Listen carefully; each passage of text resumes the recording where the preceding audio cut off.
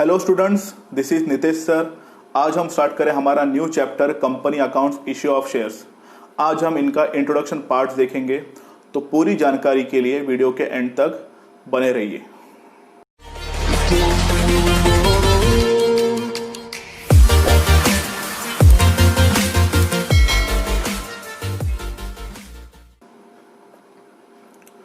तो चलिए students, start करते हैं हम अपना chapter company account issue of share. First of all हम देखेंगे introduction part.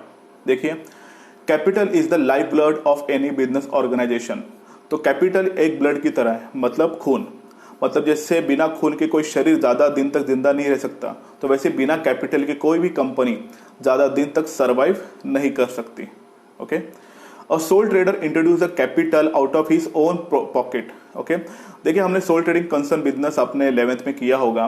Soul trader means क्या होता है? सोल मीन्स सिंगल, मतलब एक ऐसा आदमी जो खुद पैसा इन्वेस्ट करके बिजनेस स्टार्ट करता है। Okay, similarly the partner also bring the capital from their own pockets. उसी तरह जब भी कोई पार्टनरशिप फर्म भी स्टार्ट होती है, सब पार्टनर्स मिलकर कुछ ना कुछ कैपिटल कॉन्ट्रीब्यूट करते हैं। ओके, आगे बढ़ते हैं।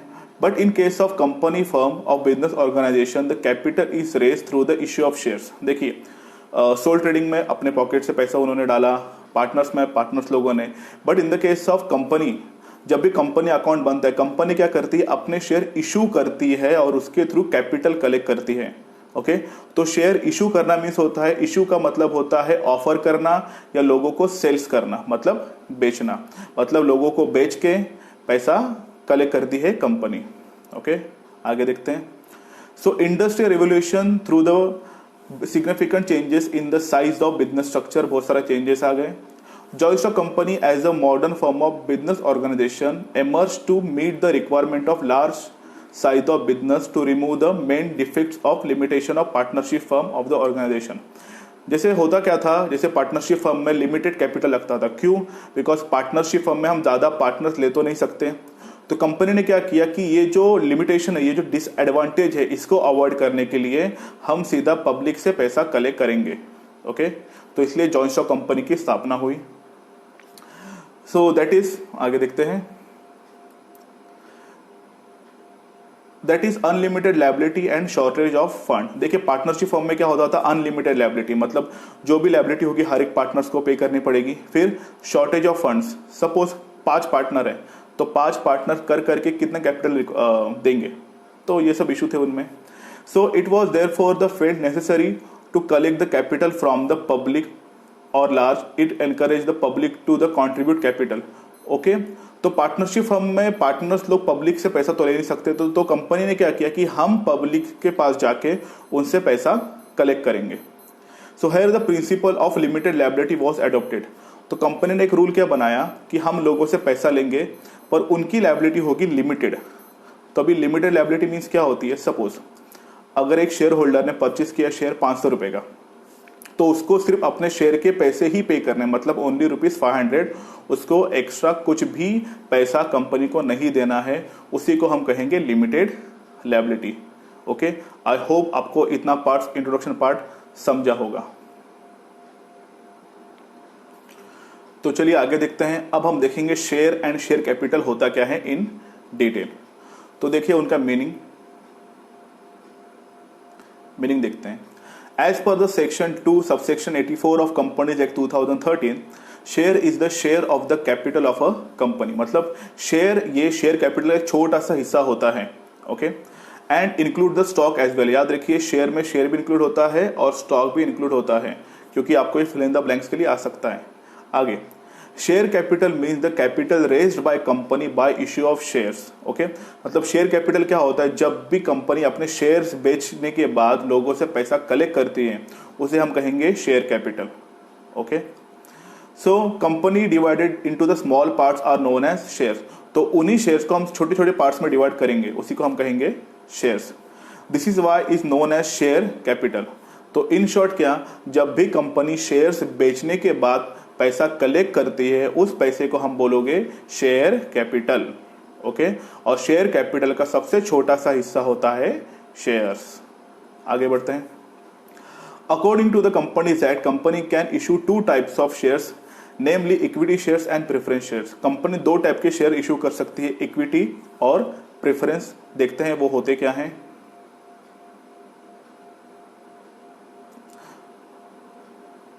बात करते हैं इक्विटी शेयर्स की। इक्विटी शेयर्स मीन्स क्या होते हैं, इनको हम कह सकते हैं ऑर्डिनरी शेयर्स, नॉर्मल शेयर्स। आपने एसपी में पढ़े होंगे ये सब चीजें, आपका भी थोड़ा रिवीजन होता होगा, बट जिन्होंने मैथ्स लिया है उनको आई थिंक सो ये नई चीजें हैं, तो देखते हैं। So equity shares, a share which is not a preference share is an equity shares. मतलब ऐसे शेयर जो प्रेफरेंस शेयर्स नहीं होते वो इक्विटी होते हैं, कॉमन सेंस।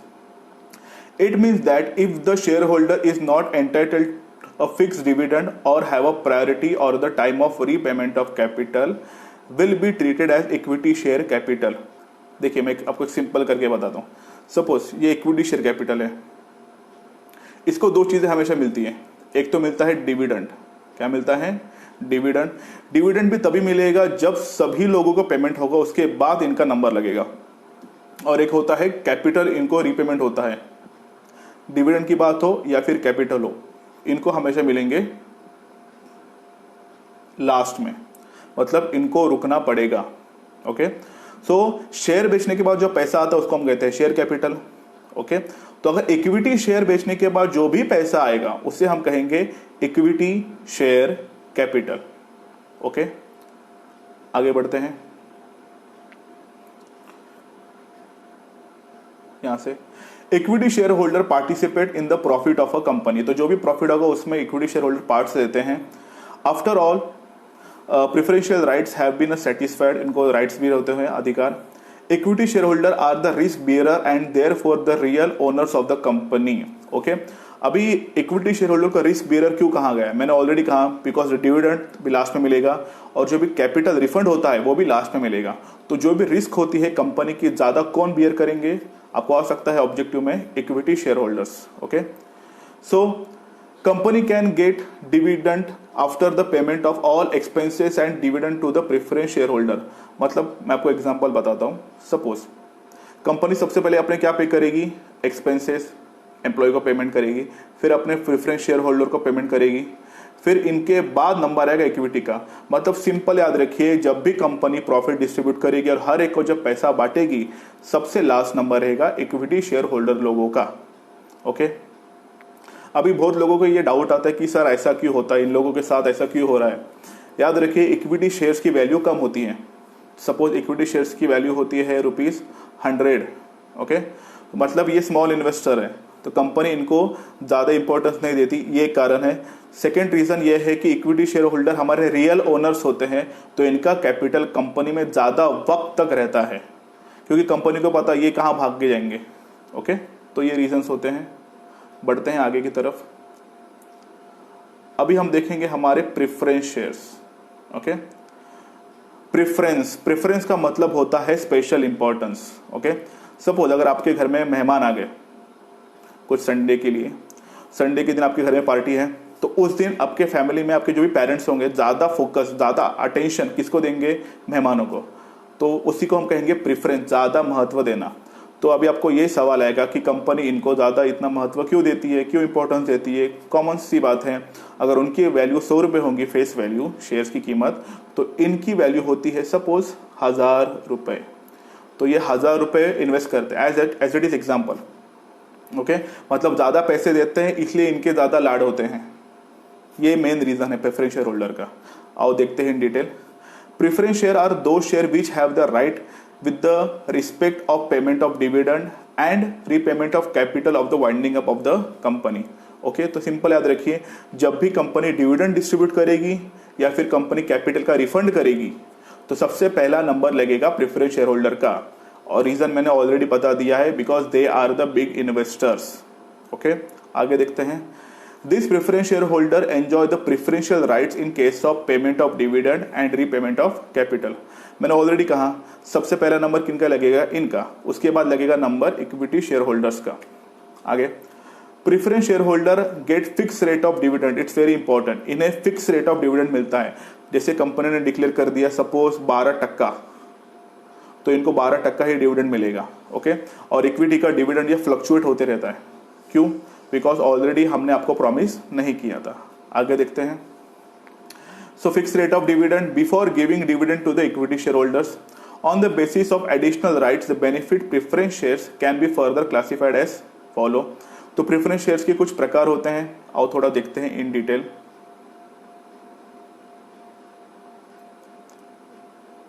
एसपी स्टूडेंट्स ने किए होंगे एसपी में भी, तो मैं आपको शॉर्ट में बता देता हूं। पहला है cumulative and non cumulative preference shares. ये क्या होते हैं देखिए, क्यूमुलेटिव का मतलब होता है कंबाइन।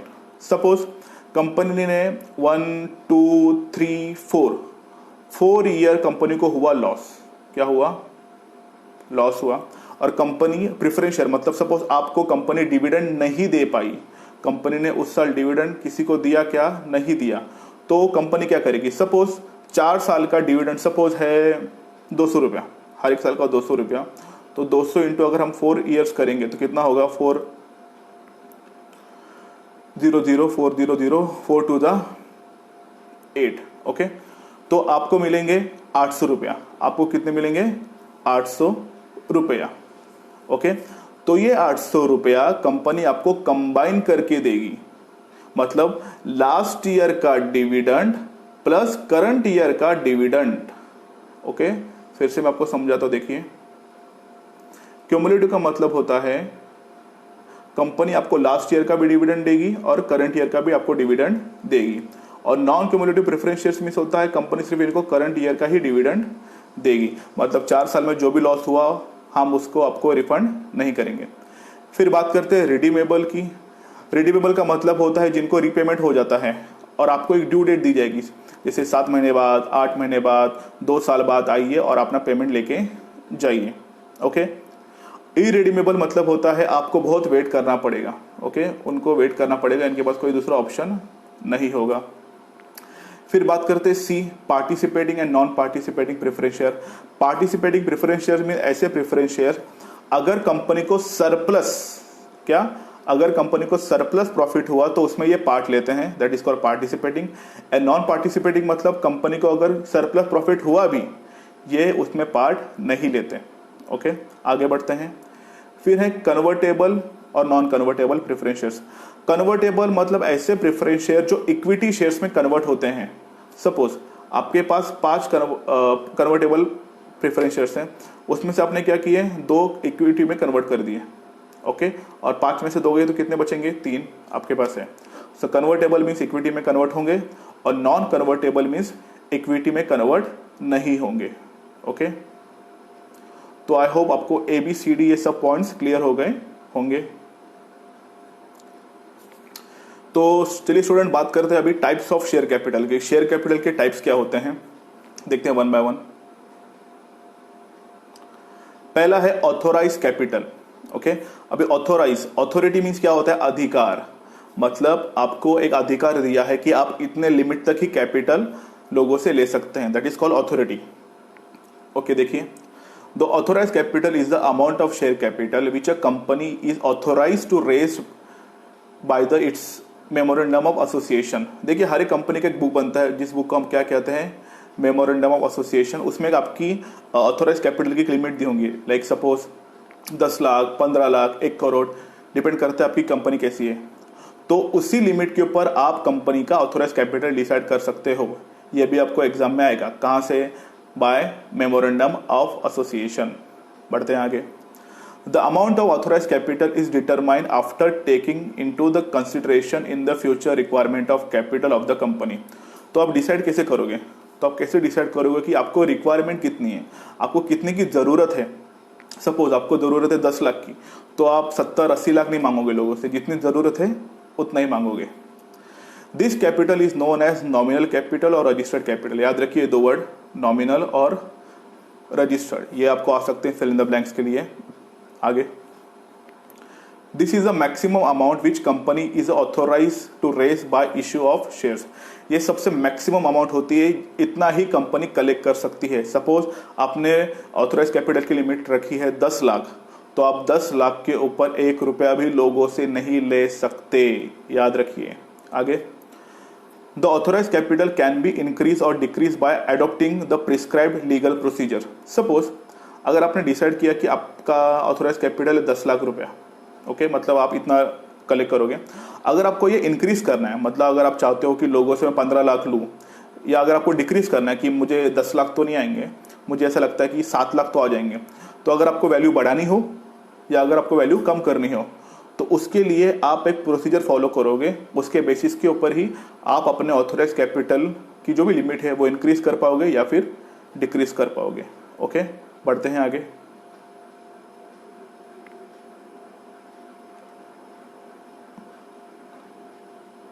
नेक्स्ट देखते हैं इशूड कैपिटल।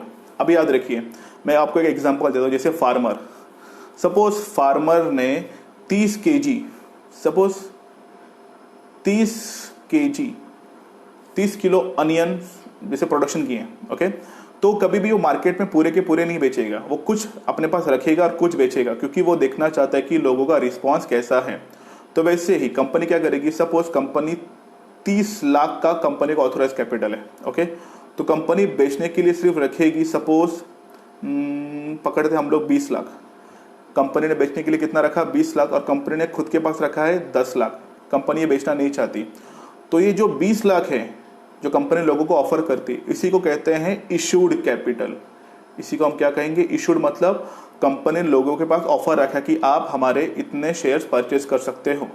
और जो कंपनी ने 10 लाख इशू नहीं किए उसे हम कहेंगे अनइश्यूड, ओके, मतलब बेचा और कुछ स्टॉक में है। देखते हैं डिटेल में issued capital. Okay, hold on.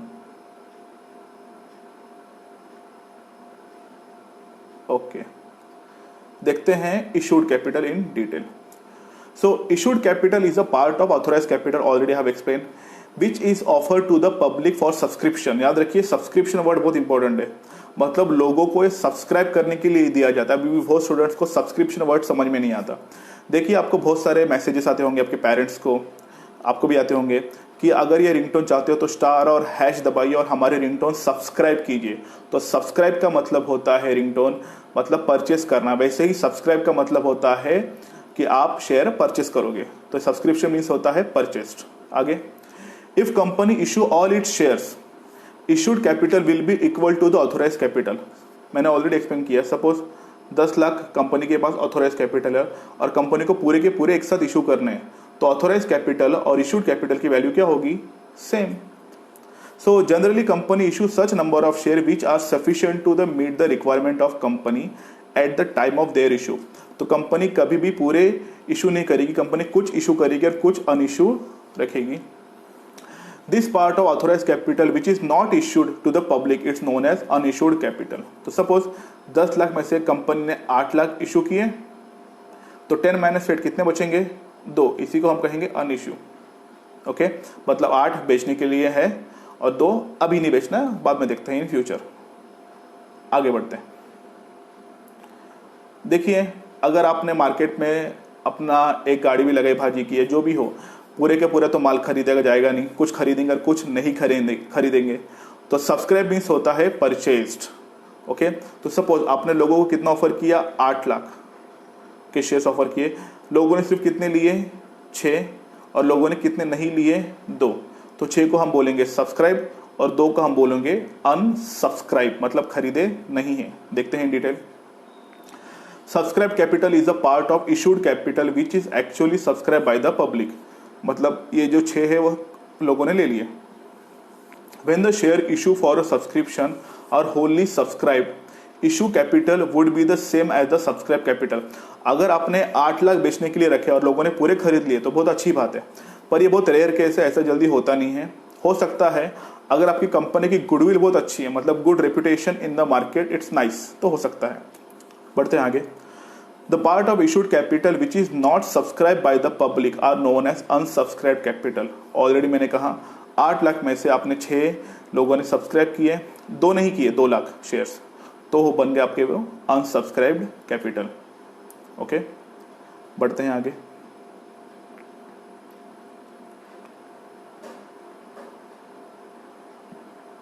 देखिए, कॉल्ड अप कैपिटल की बात करते हैं। सपोज आपकी शेयर्स की वैल्यू है 1000 रुपए।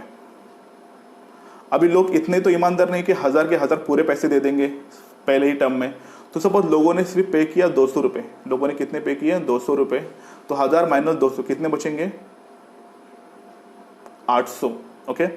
तो 200 दे दिए, तो कंपनी 800 के ऊपर आपको क्या करेगी? जैसे कॉलेज वाले आपको क्या करते, फोन करते हैं कि पैसा दे दो पैसा दे दो, वैसे कंपनी अपने शेयर होल्डर को क्या करेगी? कॉल, कितने पे? आउटस्टैंडिंग अमाउंट पे, मतलब 800 रुपए पे। तो उसी को हम कहेंगे called up capital. So it is a part of the subscribe capital which is actually called up to the shareholder.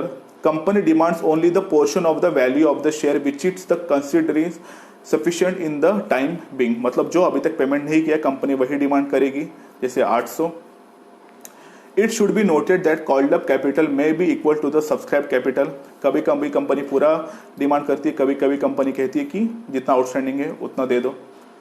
The part of subscribed capital which is not called up by the company are known as uncalled up capital.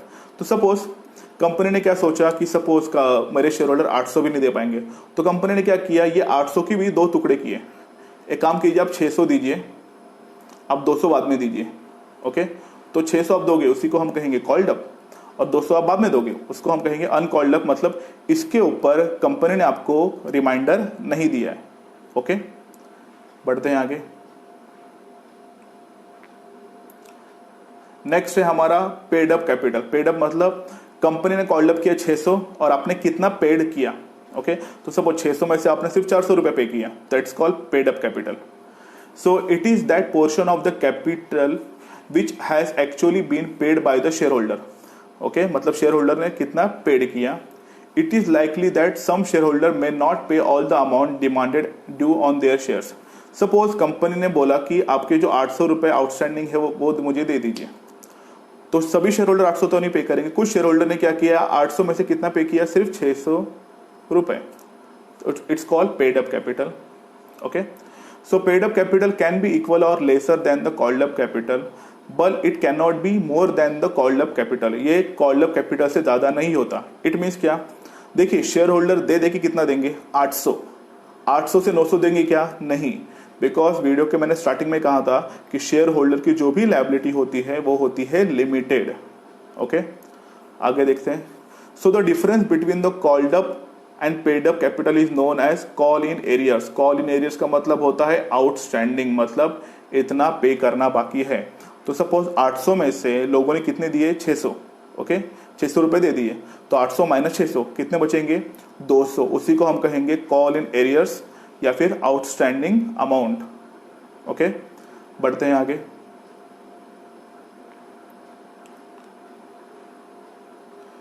बात करते हैं reserve capital. याद रखिए, reserve means होता है ऐसा capital जो company ने प्रॉफिट में से कुछ पार्ट सेविंग करके रखा है, उसी को हम क्या कहेंगे, रिजर्व कैपिटल। देखते हैं क्या है। It is that portion of the subscribed capital which has been called up and which the company by special resolution had decided not to called up except the event of and for the purpose of winding up। मतलब company ने क्या है, जो share holder ने जो paid up capital दिया है उसमें का कुछ पार्ट कंपनी ने सेविंग रखा है। ओके, और कंपनी इसको यूटिलाइज कर सकती है as per the company needs. Okay, उसी को हम कहेंगे रिजर्व कैपिटल। तो आई होप आपको इतना पूरा lecture, introduction lecture about issue of shares clear है। फिर भी अगर आपको कुछ भी डाउट्स होंगे तो आप हमें कमेंट सेक्शन में पूछ सकते हो। अगर आपको हमारे वीडियो अच्छा लगा तो लाइक कीजिए, कमेंट कीजिए और हमारे चैनल सब्सक्राइब कीजिए, और अपने सभी दोस्तों के साथ जो अभी भी इंट्रोडक्शन लेक्चर से या इश्यू ऑफ शेयर से कंफ्यूज है उनके साथ ये हमारा वीडियो ज़रूर शेयर कीजिए। ओके, मिलते हैं न्यू वीडियो में एक नए टॉपिक के साथ। फिलहाल के लिए बाय।